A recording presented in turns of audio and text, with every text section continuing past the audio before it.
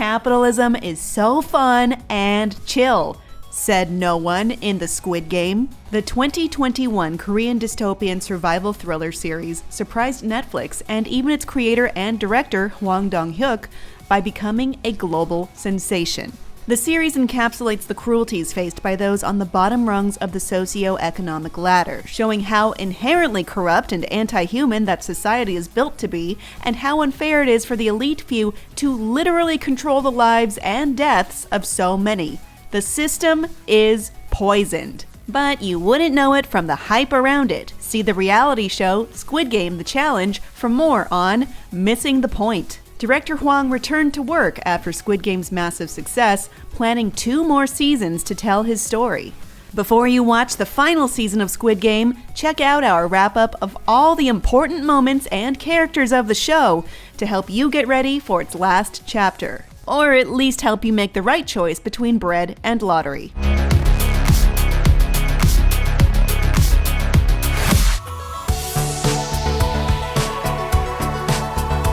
Sung Gi-eun is a down-on-his-luck, middle-aged man who is a chauffeur after a layoff and a string of unsuccessful entrepreneurial ventures. He seems to have been living the hardscrabble life for a while with his sick and elderly mother, who he casually steals from. He is divorced from his ex-wife, who has primary custody of their daughter, Ga-young, and seems to be much better off with her new husband. After getting beaten up by loan sharks and not being able to provide for Ga-young in a substantial way, Gi-eun plays a simple game of dakji with a weird man in a subway station for cash and slaps. Money or slaps, but mostly slaps, is a pretty tight way of explaining this entire show. After a literal save-the-cat moment, Gi-eun takes the man up on his offer to play more games for more money. He's gassed and wakes up in a huge room with 455 other people in his situation. They're all here to possibly win a lot of money because they're all in deep, abiding financial ruin. Gi-eun, the last player at number 456, meets player number 1, an elderly man who says he doesn't have a lot of time left.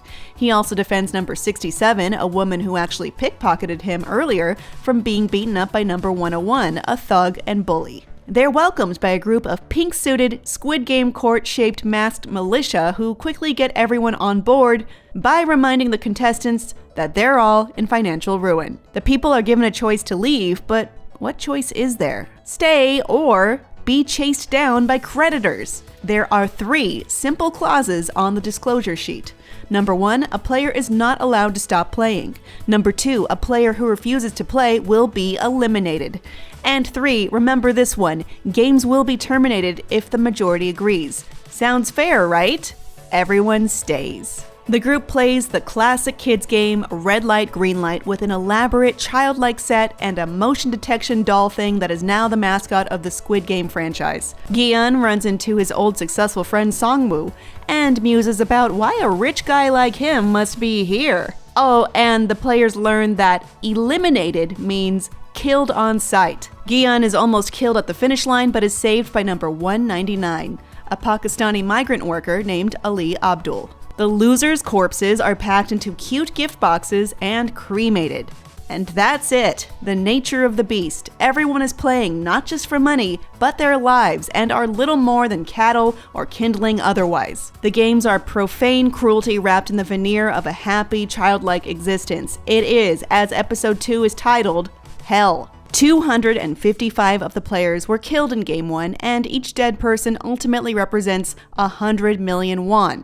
Approximately 71,000 US dollars or 63,000 euros, and that is added to the prize pool. Even though several of the players fall to their knees and beg to be let out, the group only narrowly votes to continue the games, with many people rationalizing that as bad as they are, the outside world is even worse.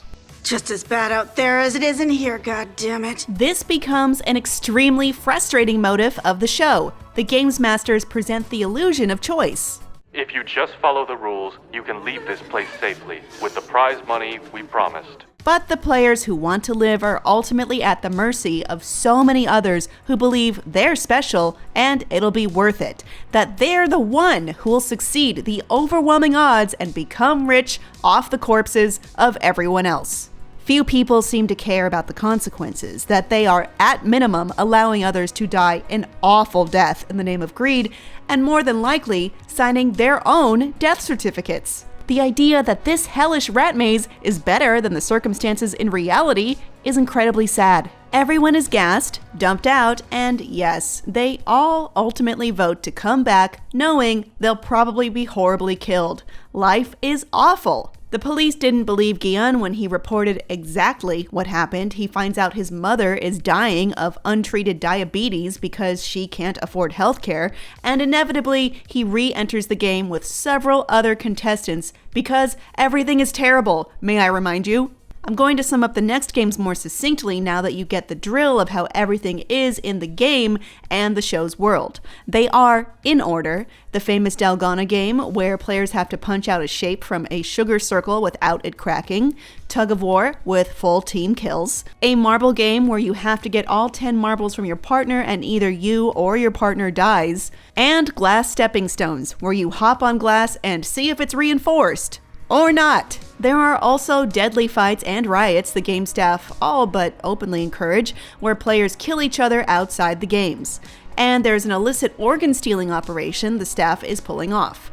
And uber wealthy VIPs from around the world are watching and betting on the games and really just don't care about what's happening in any kind of serious way. I'm going to list some of the more notable contestants now. It's not going to be all, of course, since so many of them are A, unknown, and B, horrifically killed, but I will be focusing on the ones with the biggest and most impactful arcs. Number 218, aka Cho Song-woo, Gi-yeon's old friend, was once a promising university student turned successful businessman, but he fell on difficulties and committed multiple white-collar crimes to cover it up, unsuccessfully, throwing him deeply in debt. He told his mother he was on business in America when really he was struggling in Korea and even tried to kill himself. He's incredibly desperate to maintain the identity everyone knows of him and will really do whatever it takes. To that end, he's personally responsible for the deaths of 3 people who were actually non-threats and even his allies. Number 67 is Kong Se-byuk, a North Korean defector who cares for her kid brother after their mother disappeared and their father was killed. They were scammed by the smugglers who got them across the border, and she'd been pickpocketing to try and provide. She is pretty cutthroat, but ultimately a decent, empathetic person. I don't trust one person here. She's injured when a shard of glass embeds in her stomach before the semifinals and limps to the final game. She makes a deal with Gi-yeon that the survivor between them will take care of the other's loved ones before she is ultimately killed off by Song-woo. Damn. Number 199, aka Ali Abdul, is a Pakistani migrant worker in a machine shop where he is taken advantage of by his greedy boss. He hadn't been paid anything in 6 months. He supports his wife and child and is generous, gracious, and a kind person. Ali becomes a good friend, a great ally, and his inner decency shines through as he helps his friends and allies in Gi-yeon's circle. Anyway, he is killed after Song-woo betrays his kindness. Player number 1 is a sweet old man and a damn liar. He connects with Gi-yeon inside and outside the games and pretends to be a regular person who is also suffering from illness in poverty. But really, he's the one who threw the games, a billionaire, who did this all for fun, including faking his own death and emotionally manipulating Gi-yeon. It's easy to love him at first, but he's a real bastard. We also meet a young member of the police force who actually takes Gi-yeon's report seriously, Detective Hwang Dong-hyuk. He independently pursues the clues leading to the illicit death games on the trail of his brother, who likely entered the games before disappearing. He infiltrates the pink-suited game masters, busts the organ theft ring, and finds out his brother won the games in 2015 while undercover. And the front man. He is the overseer of the games and the one who commands the staff and greets the VIPs. He takes off his mask to reveal he is actually Junho's missing brother, the previous winner of the games. As Junho stares in shock, the frontman shoots him off a high cliff on the island where the games are secretly played. And as for the final game, played only by Gi-yeon and Song-woo, it is the eponymous Squid Game. But really, it's a knife fight in the rain. Gi-yeon, who was winning, tries to get Song-woo to call off the game so they can leave with their lives, but then Song-woo stabs his own neck and asks Gi-yeon to help his mother. Agonized, Gi-yeon actually wins the money, but goes home to find his mother dead, presumably from lack of medical treatment. He confronts number 1, Oh Il-nam, who admits he did it all and it was fun, while wagering with Gi-yeon that no one will help a man passed out outside in the street. He wasn't lying about being sick though, and dies shortly thereafter of natural causes. Gi-yeon proves red is not his color, brings Se-byuk's little brother to live with Sung-woo's mom along with a briefcase stuffed with money, and vows to abandon his new rich life to take down the people involved with the games. The action picks up right after the end of Season 1. Gi-yeon is using his newfound riches to track down the game masters and stop them, which includes him forcing the subway Dakji men from Season 1 into an ideological stalemate. He teams up with Detective Hwang, who survived, to uncover the secrets of the games and end them. Hitting a wall, he agrees to re-enter the games. This time around is not that different from the first, it seems, though the contestants are given even more opportunities to vote as a group to leave than the Season 1 contestants, but the votes always go predictably toward greed and infuriatingly away from compassion. Once again, the first game is red light, green light. Gi-yeon tries his best to help everyone survive and is somewhat successful. Once again, players beg on their hands and knees to leave until the growing prize money is revealed and the idea that the real world sucks is brought up. They vote to stay or go, as promised, and player number 1 has the deciding vote. He chooses to make everyone stay for another round before we see that player number 1 is also the frontman incognito. Wow, guess every number 1 is a wealthy jerk in disguise. Let's run down the notable characters of this season before we move on to the next games. Player number 1 is Oh Young-il, aka Frontman, secretly in the games as a normal player. It seems like the staff are mostly unaware player number 1 is Frontman, and he's working through the game solely with his own skills. He befriends the typically clueless Gi-yeon, subtly questions him, and becomes his trusted friend. He also claims his pregnant wife is dying of cirrhosis. Who knows if that's from his true life story or not. And once again, his younger brother, Detective Hwang, is pursuing him. Player number 390 is Gi-yeon's actual best friend, Park Jung-bae, a former Marine who was introduced briefly in Season 1 when he wouldn't lend Gi-yeon money and his wife was mad at him. By Season 2, he's divorced and even more broke than ever. He is a genuine and reliable friend and soldier on Gi-yeon's side and truly wants to do the right thing. Anyway, he's shot dead by Frontman in the finale and it is devastating. Player number 388, Daeho, drops the ball majorly in Gi-yeon's revolution by volunteering to fortify the group with more ammo, but instead doesn't bring them back and has a little bit of a breakdown.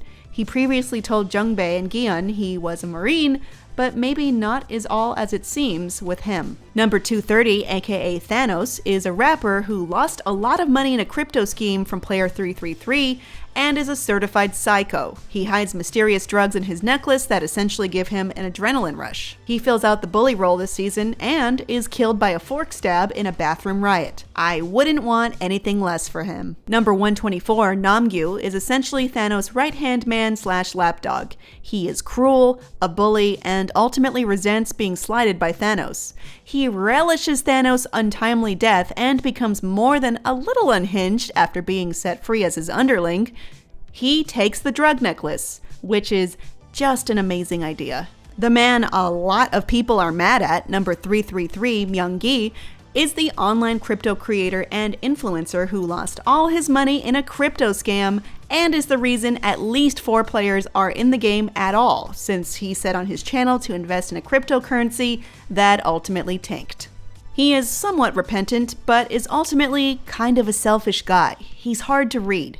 However, he does seem at least somewhat interested in helping his ex-girlfriend, Jun-hee, who entered the games broke, rightfully angry, and pregnant with his child.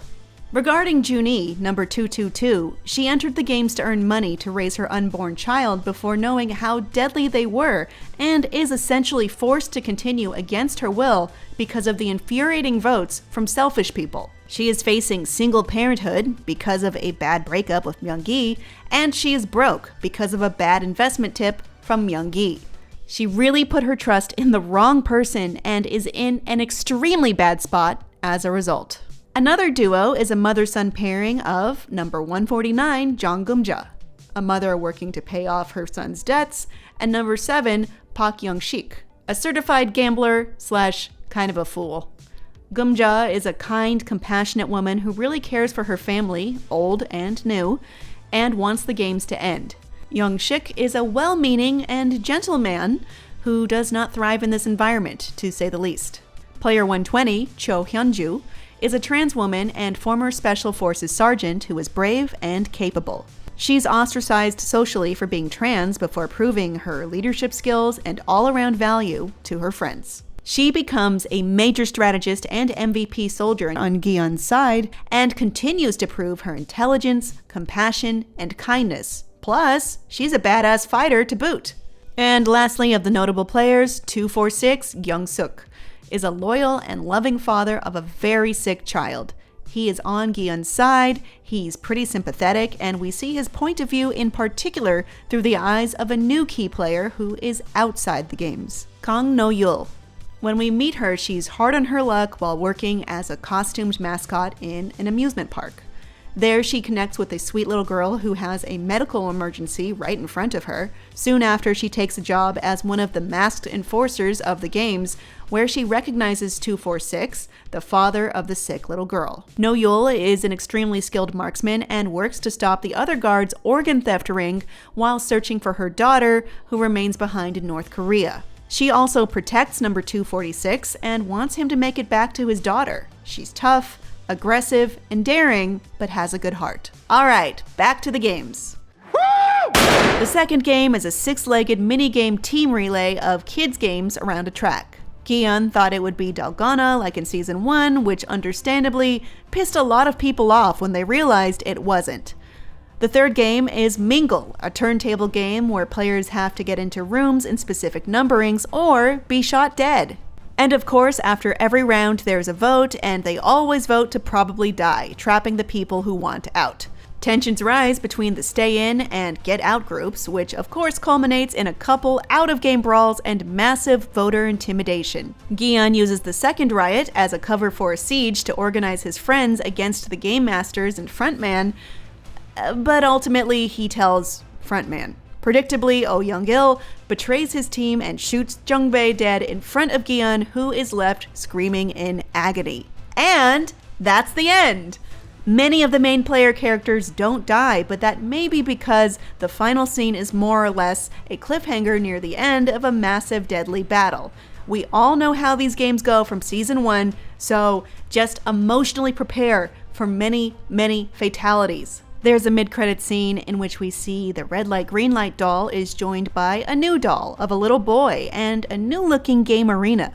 Presumably, this is part of an upcoming game. Season 3 is likely going to start and end with a bang, but this is where we leave Gi-yeon and his plot to stop the games. He's agonized, exposed, trapped mid-game, outmanned, and he'll need to make some major maneuvers to pull this off. Frontman, Detective Hwang, the one guard who seems okay, and all the living Season 2 players are still on the board too. What do you think will happen, and who can and will actually make it out alive by Squid Game's end? Will Gi-yeon survive again? Will Detective Hwang convince Frontman to quit? Is the injustice inherent to a society that values monetary gain over human suffering destined to rule and destroy all in an indifferent, unrelenting churn of pain and misery? Who's that guy? Let us know your thoughts in the comments, and let us know if you think Squid Game will keep going even if this story ends. Thanks for watching, I'm Kim Horcher, and check out this interview I did with the cast and director of Squid Game in the IGN studio. Will it have hints about what happens in Season 3? I can't say, but I also can't not say. Look, just go watch it. They have very interesting thoughts on the whole project. And for more of the best coverage of games and entertainment, keep it locked on IGN.